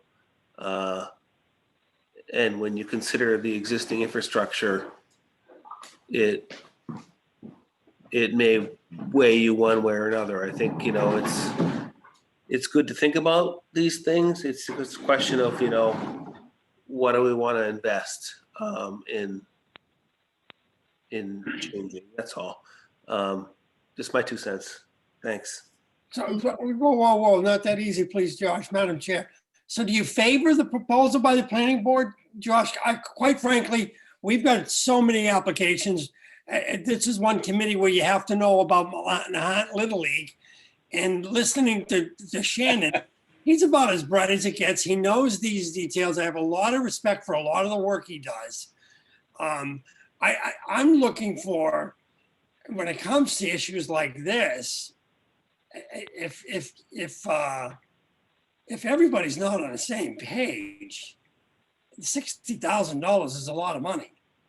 But I mean, you know, look, Josh, you're a leader in a town, so you think you can, since you do know some of the details that Shannon speaks about and what Tony speaks about, do you favor the proposal to allocate 60,000 to planning board for the study?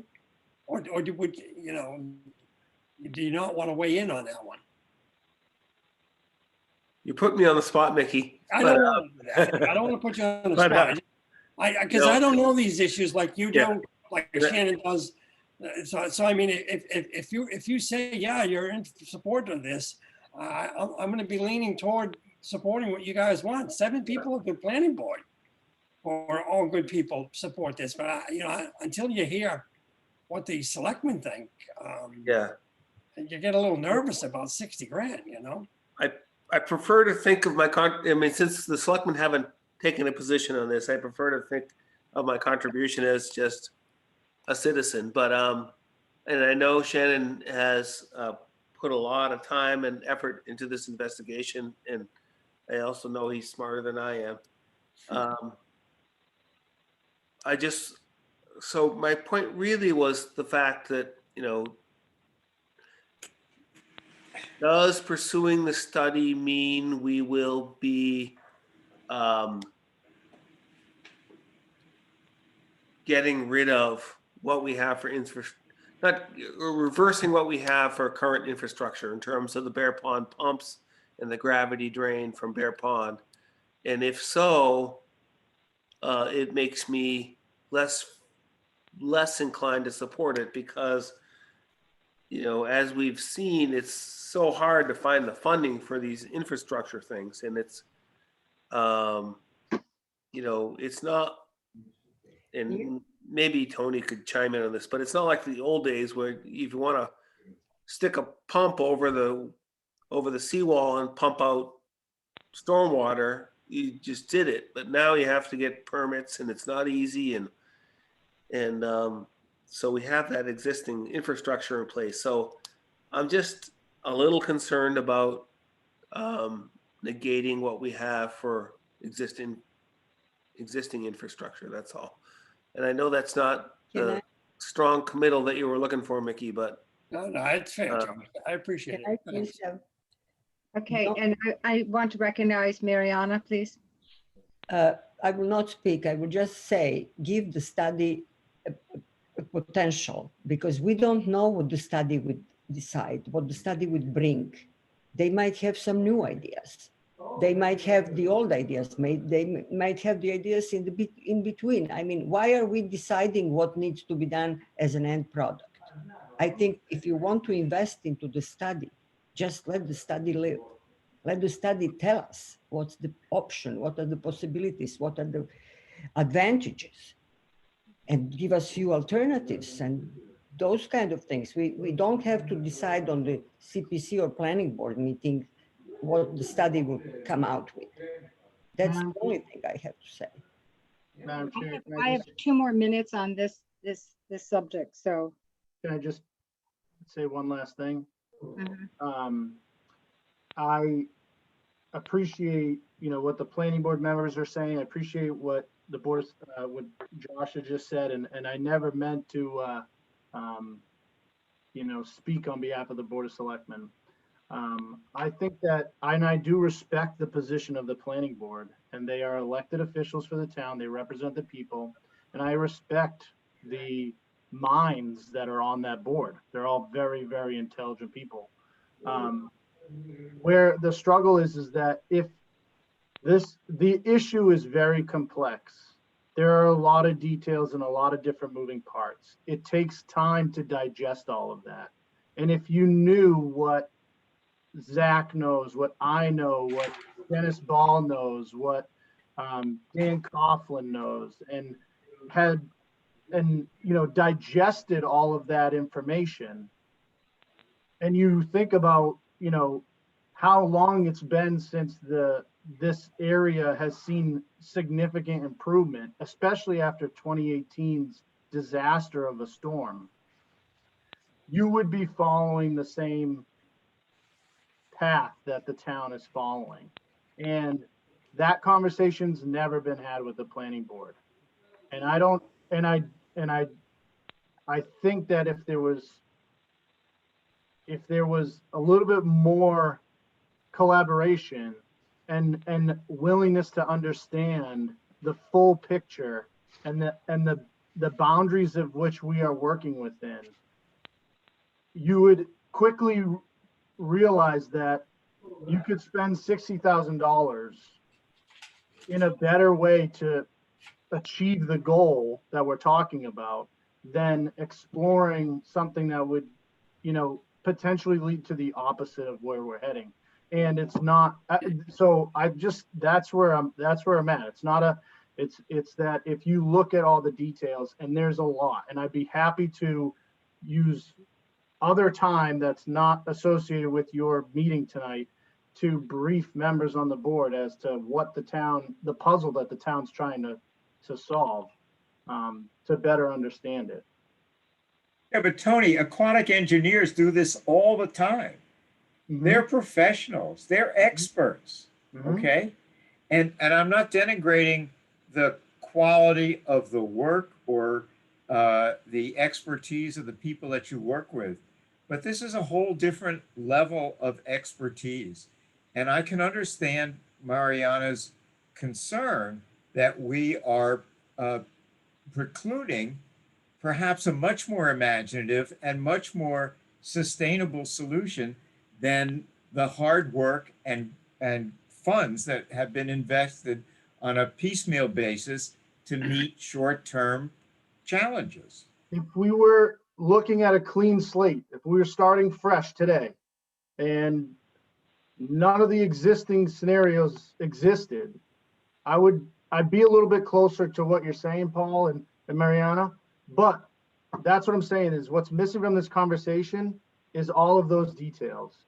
And when you bring those into the conversation, you will better understand the perspective I'm trying to explain. Thank you. I will. Lynn, may I have 30 seconds? Yes, Dan, you're next, and then me. Okay, thank you. I just want to make one more point, and this is really answering Josh Antrim's concern. I don't think anyone who is favoring the study wants to rip out the pumping system that Tony and Zach have been installing.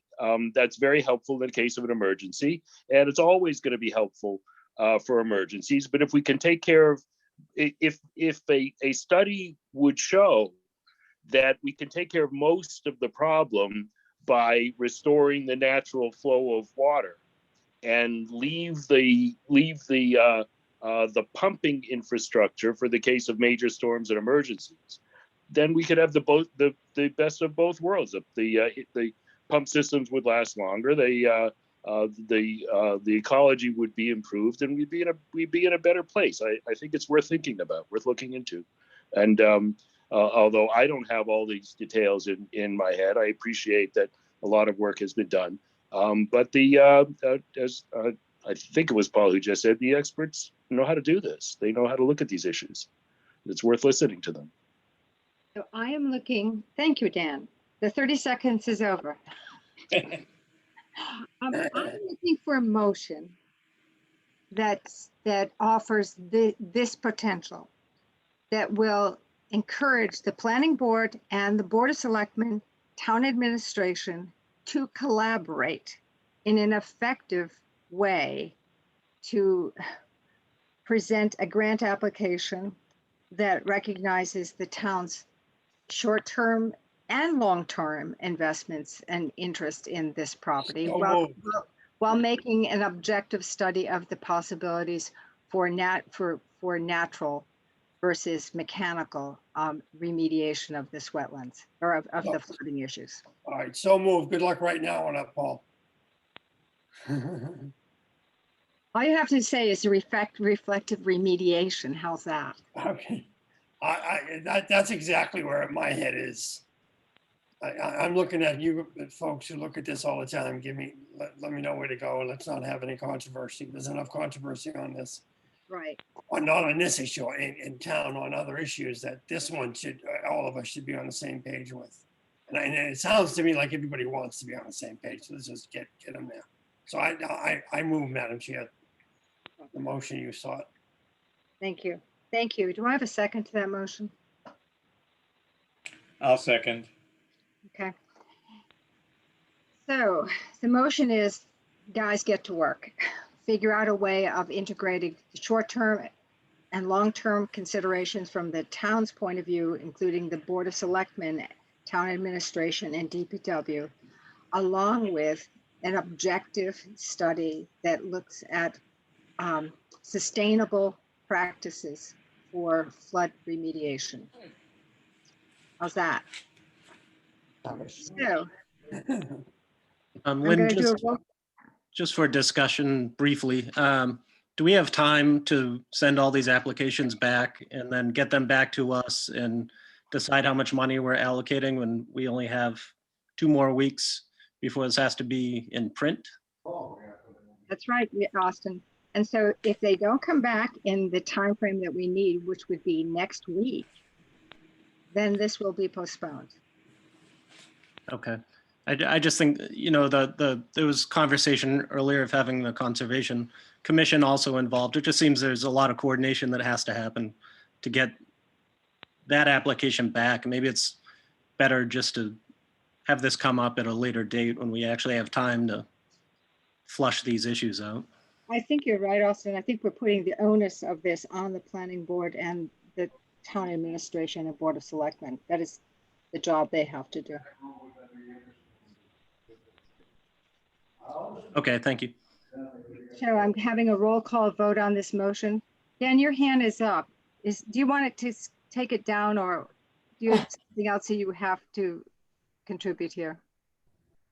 You're muted. Dan, you're muted. I put it up before I spoke, and I don't see it, but there it is. Okay. Did that work? Yeah, it's better. It looks like it's pushing at me. Oh. Okay. So I don't see it on my screen. I'm sorry. Okay, that's all right. So the roll call vote here is in favor of this motion. Paul? Aye. Ellen Goldberg? Aye. Nancy Catalma? Nancy?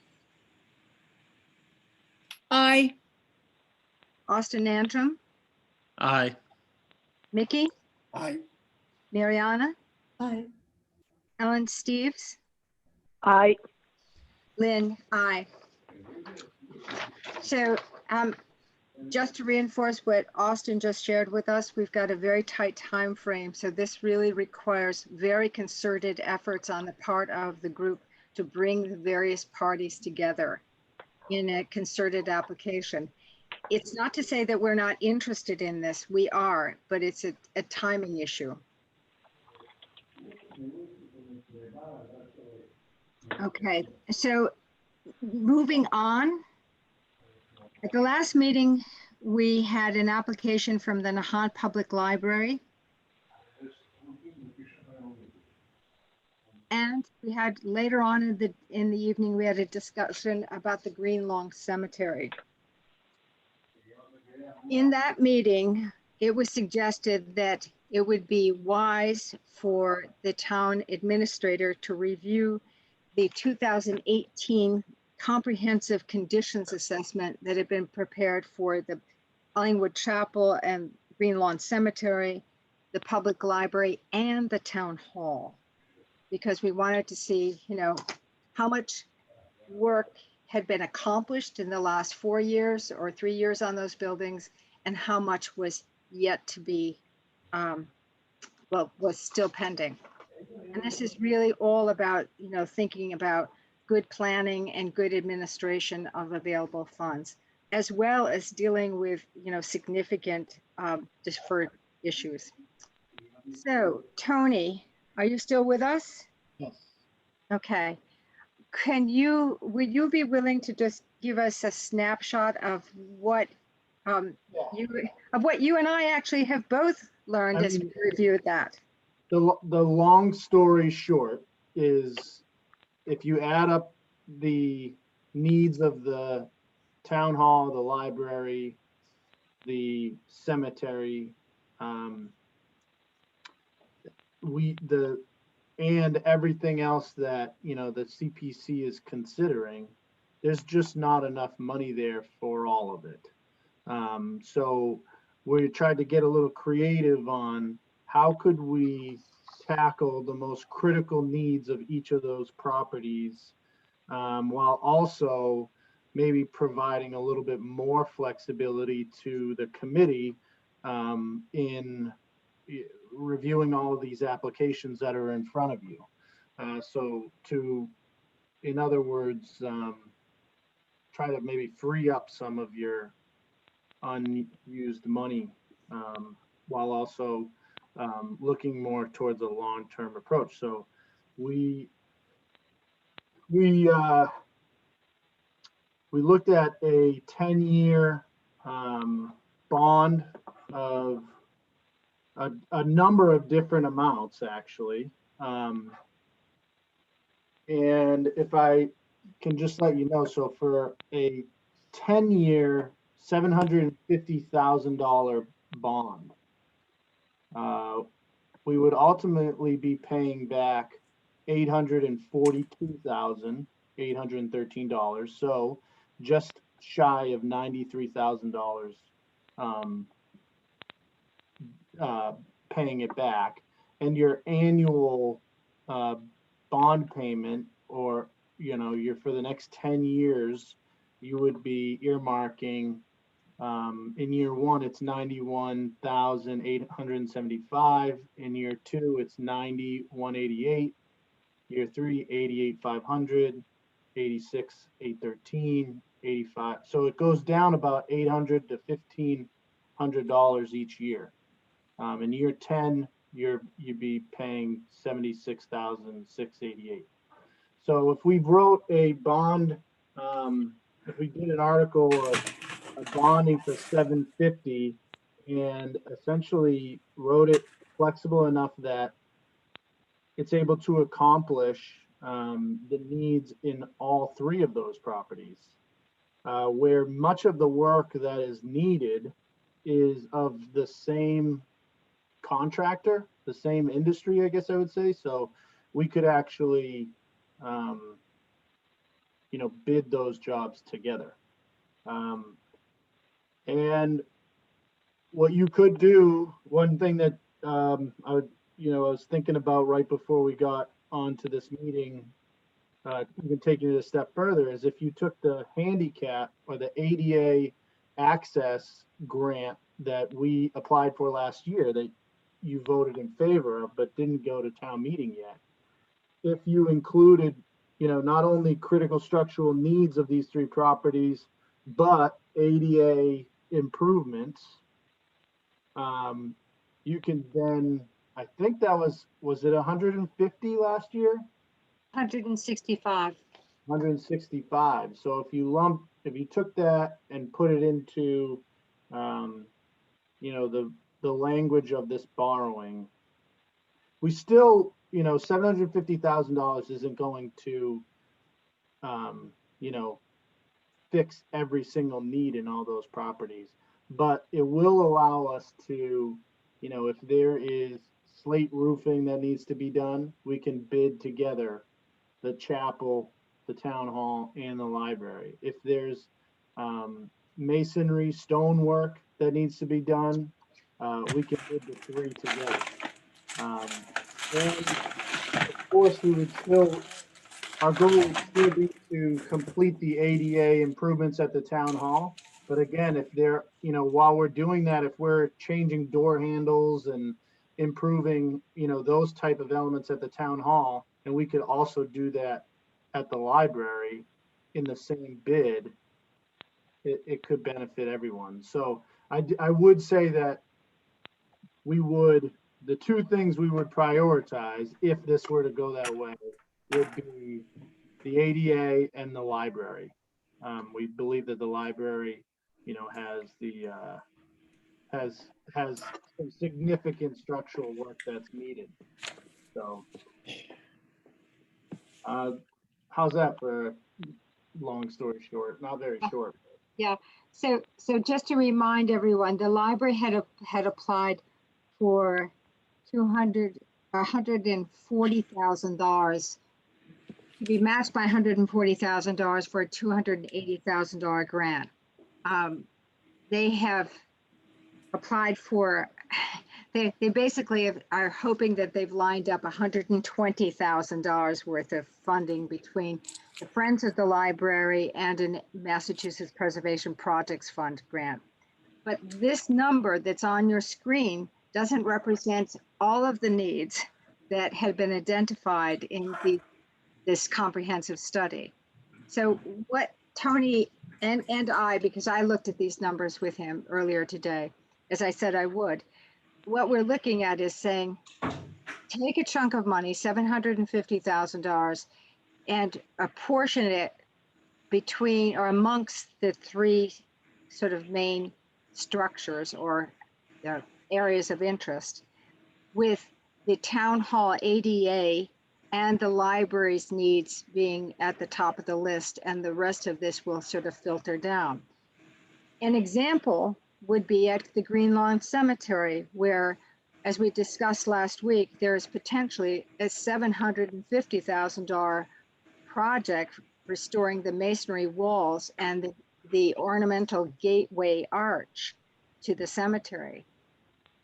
However, you know, given practicality and the need to stretch dollars, maybe at the cemetery we're actually focusing on the archway and the immediate stone walls adjacent to it, as an example of how you would think about apportioning that $750,000.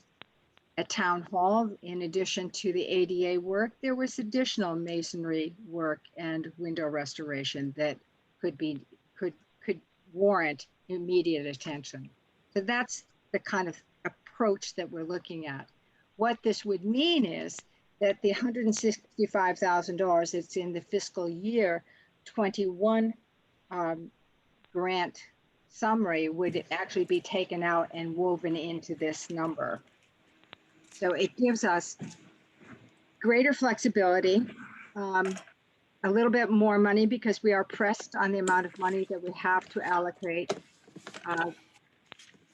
But it does also then involve a 10-year bond and, you know, potentially, I guess, $93,000 worth of interest. Although interest rates at this are at an all-time low now, so that's why it's advantageous for many institutions to look at borrowing in these times. So enough of that. Can I hear comments or questions, comments from the committee? Is that stunned silence? Everyone's tired? Wants a drink, wants supper, what?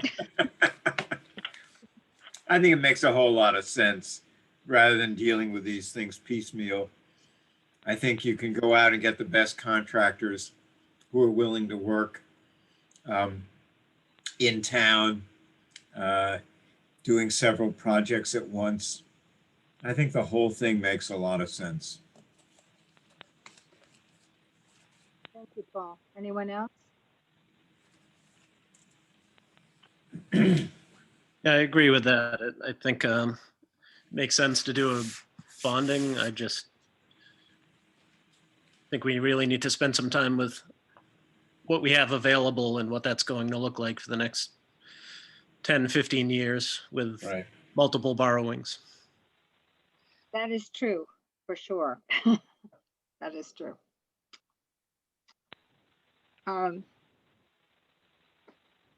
Well, if the committee, you know, after exploring that, felt like a long-term borrowing wasn't something that you wanted to do, my suggestion would be to, you know, if you're going to do something with the cemetery, you could narrow that down to just doing the arch, which we believe is around 100,000 there. The library certainly needs some work. And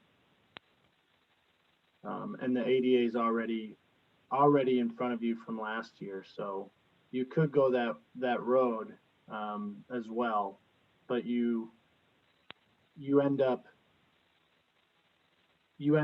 waiting, you can't award a contract until you have the funding in hand. So that means we'd be going out for, if we came back to you for money for town hall work or Ellingwood Chapel work in a future year, we'd have to rebid that. So there's pros and cons on process, I guess, to consider.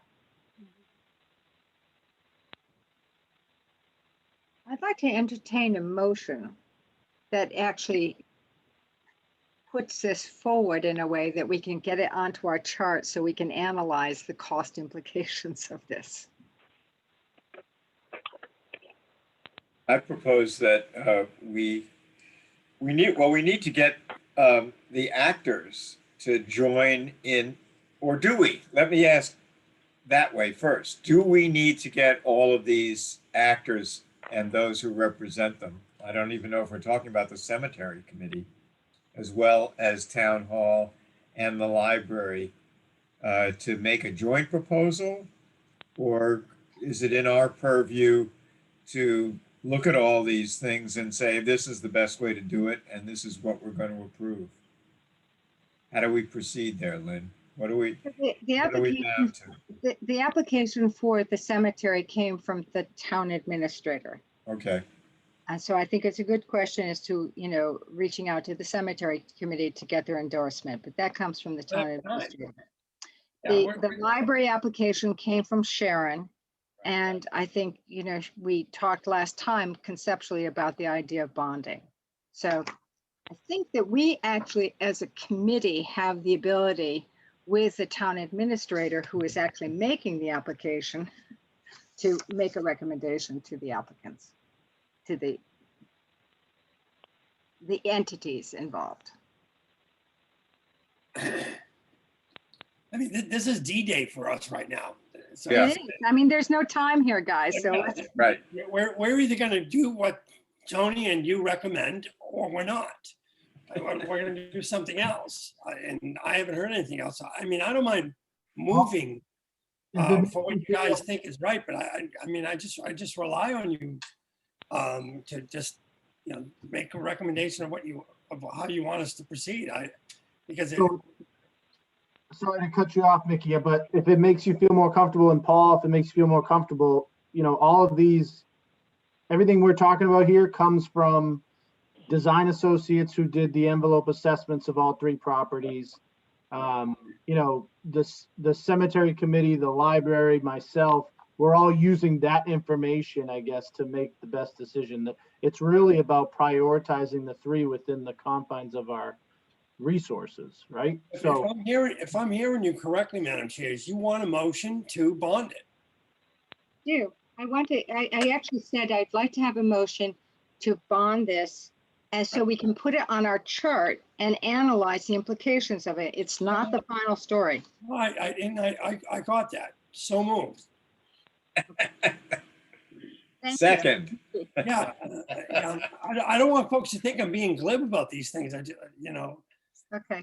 So any further discussion before we go for a vote on this? Okay, great. Let's do the roll call. Where is my list? Paul Spurn. Aye. I've lost my list. I'll give it to you. All right. Mickey. Aye. Thank you. You do it. Mickey. Aye. Mariana. Aye. Ellen with a G. Aye. Ellen with an S. Aye. Nancy Catelmo. Aye. And Lynn. Aye. 3, 6, 8. That's it. Okay. Good job, Paul. Full house. Austin, aye. Oh, Yeah, I pardon me. I don't remember Austin. He's a double A, so we can't forget him. 7. I can't count. That's my problem. Time for a snack. Right. All right. Also hanging out there, while I've got Tony, is the Flash Road Amphitheater concept. So that's number 7 on this chart. So further, reevaluating, trying to, work with the committee to provide you flexibility with everything that's in front of you. The town would be happy to postpone this application, and while we still fully believe in it, we can incorporate it into the work that the Open Space and Recreation Committee is doing, and explore it in those terms. So not putting it way too high on the shelf, but putting it on the shelf nonetheless with the other things that are in front of the committee. So it sounds like that is postponed it out of consideration for this year. We don't need a motion for Mickey for that. Right, thank you, Paul. I was gonna say, that's what you're on next. Thank you, Tony. I appreciate that, your reasoning on that. So committee, the rest of the items on this list have to do with housekeeping issues that are either existing obligations like the Nahant Public Library bond, which would be entering year 3 of the $400,000 bond from several years ago. Oops, it just jumped around. Thank you, Ellen. If you just stop right there.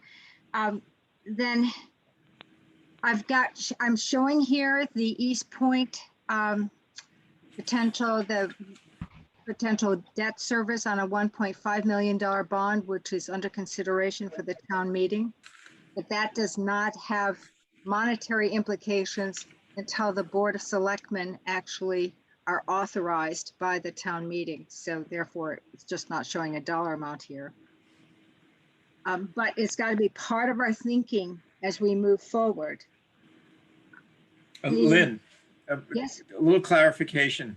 I thought you said last time that it would not be, that money would not, even if approved by Board of Selectmen and town meeting, that it would not pertain to fiscal year 22. That's Am right. I wrong about that? That's why it's not on this chart as a Oh, dollar okay. amount. Okay. I'm just saying we have to be mindful of it as we think about it for our future. Future, got it. Got it. Coming out of this fund will be the housing reserve for this year, which is 10% of the potential allocation of fiscal year 22, or 32,500.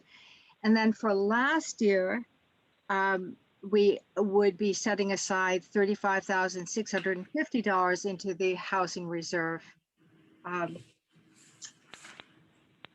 Because we got a little bit more money in our budget for last year than we are projecting for this year. And that's kind of a housekeeping issue. So just, I've got a housing meeting where I'm being announced at. Just to be clear, the application, I'm sorry, the approval of last year's housing allotment, that's going to be going in the booklet, I'm sorry, in the warrant articles this year, correct? As approved of last year.